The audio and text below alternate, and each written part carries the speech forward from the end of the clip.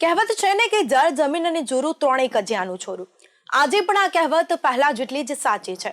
જમીન હોય ત્યાં વિવાદ આવે જ, અને પછી તે બે દેશો વચ્ચે હોય કે બે રાજ્યો વચ્ચે હોય, કોર્પોરેશન અને જિલ્લા વચ્ચે હોય, બે પડોશીઓ વચ્ચે હોય કે બે ભાઈઓ વચ્ચે હોય, આ ઉપરાંત બીજાની જમીન પચાવી નાખનારો પણ એક મોટો વર્ગ નીકળ્યો છે અને તેને ગુજરાતમાં ભૂમાફિયાનું નામ મળ્યું છે.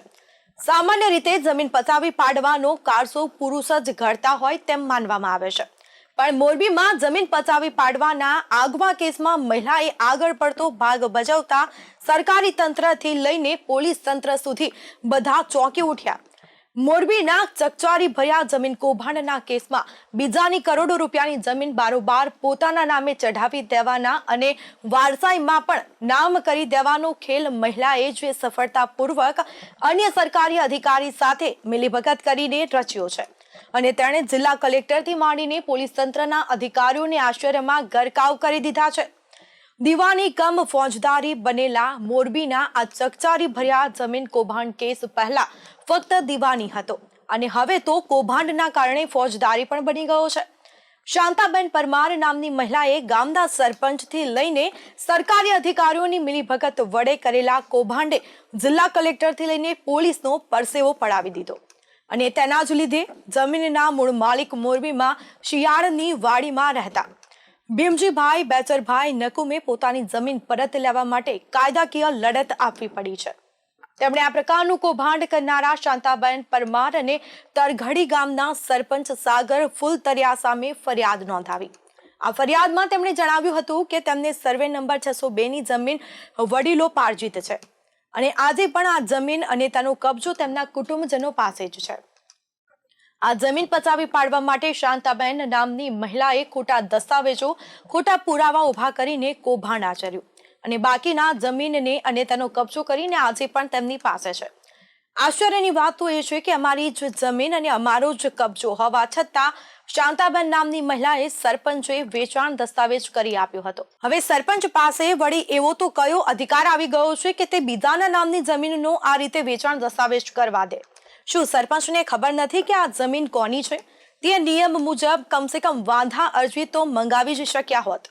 આ શાંતાબેન મનજીભાઈ પરમાર નામની મહિલાએ અજબનો ખેલ ખેલ્યો.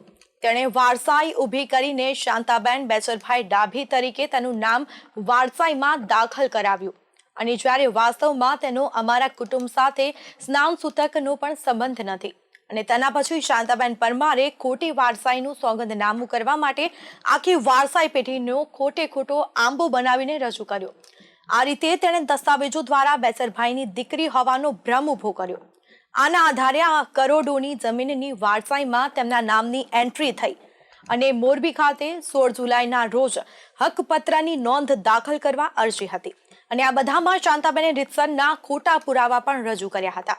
તેમાં ખોટું સોગંદનામું, મા બાપના મરણના ખોટા દાખલા, ખોટો વારસાઈ પેઢી આંબો દર્શાવીને જમીનમાં વારસાઈ મેળવી, અને આના તેમણે સ્થાનિક સરકારી અધિકારી સાથે સાતગાંઠ પણ કરી છે. આશ્ચર્યની વાત તો એ છે કે મોરબીના પ્રાંત અધિકારી સુશીલ પરમારની કોર્ટમાં મૂળ માલિક ભીમજીભાઈ નકુમભાઈના પુરાવા ધ્યાનમાં ન લઈ બધા જ ખોટા પુરાવા રજૂ કરનારા શાંતાબેન પરમારની અરજીને ધ્યાન ઉપર લઈને તેની તરફેણમાં આ ચુકાદો આપવામાં આવ્યો છે. આ અધિકારીએ તો આ વાત ધ્યાન ઉપર લીધી જ ન હતી કે આ શાંતાબેન પરમાર કોઈ પણ રીતે બહેન નથી. તેના કુટુંબ સાથે અમારે સ્નાન સૂતકનો કે 7 પેઢીએ પણ સંબંધ નથી. પછી વારસાઈ દાખલ કરવાની તો વાત જ ક્યાં આવે? આ બતાવે છે કે કોર્ટમાં સામાન્ય રીતે પુરુષ ગુનેગાર અને મહિલા પીડિતો હોય તો તે પ્રકારની માનસિકતાથી આ કેસ ચાલે છે, અને આ અન્યાયના પગલે ભીમજીભાઈ બેચરભાઈ નકુમે આ અંગે કલેક્ટરમાં પણ અપીલ કરી. કલેક્ટર પોતે પણ આ કેસની હકીકતોથી ચોંકી ઉઠ્યા. તેમણે આની તપાસ DRDAને સોંપી હતી.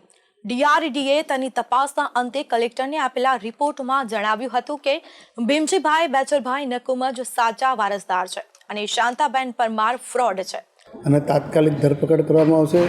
જેને ખોટા કાગળ કર્યા છે, જેને નિયમોનો ભંગ કર્યો છે, જેને કોઈ પણ ખોટું કૃત્ય કર્યું છે, પછી ચાહે પ્રજામાંથી કોઈ હોય, કોઈ ગામના અગ્રગણ્ય નાગરિક હોય કે સરકારી અધિકારી કર્મચારી હોય, વહીવટીતંત્ર કોઈને પણ આ બાબતમાં છોડશે નહીં. એ કોઈ પણ જો ગામનો એકદમ અગ્રગણ્ય નાગરિક કે ચમરબંધી હોય એને પણ હું મોરબી જિલ્લા કલેક્ટર કિરણ ઝવેરી આ ગરીબો વતી ખાતરી આપું છું કે એમની જમીનને કોઈ એમની આંચ નહીં આવે અને જેને ખોટું કર્યું છે એને કડકમાં કડક સજા થાય એવા પગલાં અમે ઓલરેડી ભરી ચૂક્યા છે. એ પગલાં મારે અત્યારે બોલવાની જરૂર નથી અને જો કોઈ રહી જશે તો એને પણ શોધીને અમે જેટલી થતી હશે એટલી સજા કરવા માટે જ્યાં જરૂર પડશે ત્યાં સરકારશ્રીની મદદ મેળવીને પણ અમે સજા કરાવશું. ખાસ કરીને સાહેબ એ લોકો અત્યારે રજૂઆત કરી એમાં કીધું કે ફરિયાદ જ એ લોકોની મૂળ જે છે એ મુજબ નથી લીધી, ખોટી ફરિયાદ લીધી. આ બાબતે પણ હું ડિસ્ટ્રિક્ટ મેજિસ્ટ્રેટ તરીકે એસપીને રૂબરૂ બોલાવીને સૂચના આપીશ અને જે પણ આમાં સત્ય છે તે કરવા માટે એમને જરૂરી આદેશ આપીશ.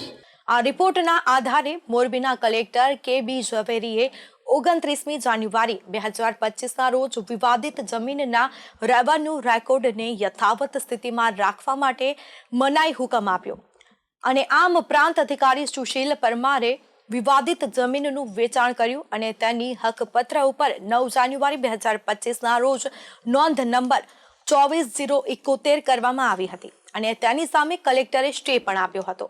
આના પગલે વેચાણ દસ્તાવેજ અંગે રેવન્યુ કોર્ટમાં કરવામાં આવેલા નોંધને પ્રાંત અધિકારી દ્વારા નામંજૂર કરવામાં આવી. હવે બોગસ પુરાવાના આધારે આખી વારસાઈ એન્ટ્રીને પ્રાંત અધિકારીએ પ્રામાણિક કઈ રીતે કરી તે પણ કલેક્ટર માટે એક તપાસનો વિષય બની ગયો છે.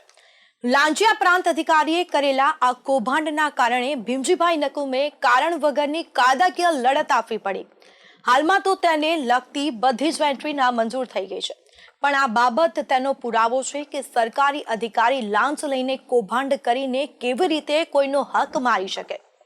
કૌભાંડી જલસા કરે અને હક માંગનારે રસ્તા ઉપર ન્યાયની ભીખ માંગવું પડે તેવું તરખટ આ સુશીલ પરમાર નામના કૌભાંડી અધિકારીએ રચ્યું. હવે આ કૌભાંડી અધિકારી સાથે હજી સુધી કોઈ પણ પ્રકારના ખાતાકીય પગલાં લેવામાં કેમ નથી આવ્યા તે એક મોટો સવાલ છે. શું તેને છાવરવા માટે તંત્ર કામે લાગી ગયું છે કે સુશીલ પરમારે પોતે તપાસથી બચવા માટે રૂપિયા વેરવા માંડ્યા છે? આ કૌભાંડી અધિકારીની સંપત્તિની તપાસ કરવી પણ ખૂબ જ જરૂરી છે. આશ્ચર્યની વાત તો એ છે કે આ કૌભાંડીઓ સામે ફરિયાદીએ રીતસરની પોલીસ ફરિયાદ કરી છે અને તેઓએ કૌભાંડ કર્યાનું સાબિત થયું હોવા છતાં પણ તેમની હજી સુધી ધરપકડ કરવામાં આવી નથી. ફરિયાદીએ આ કૌભાંડમાં કૌભાંડી શાંતાબેન પરમારથી લઈને સરપંચ અને લાંચિયા પ્રાંત અધિકારી સુશીલ પરમાર સહિતના વિવિધ શખ્સોએ શું ભૂમિકા ભજવી તે સ્પષ્ટ જણાવાયું હોવા છતાં તેમની ધરપકડ કરવામાં તંત્ર હજી કોની રાહ જોઈ રહ્યું છે તે પણ એક મોટો સવાલ છે. પોલીસમાં પણ ઘડીકમાં એક પાસેથી તપાસ લઈને બીજાને તપાસ સોંપી દેવાના ખેલ ચાલે છે, પણ હજી સુધી ધરપકડ થઈ નથી અને આના લીધે ભવિષ્યમાં આવા કૌભાંડીઓને છૂટો દોર મળી જાય તો આશ્ચર્યની વાત નહીં. કદાચ ભવિષ્યમાં જમીન માલિક બનવું જાણે ગુનો બની જશે.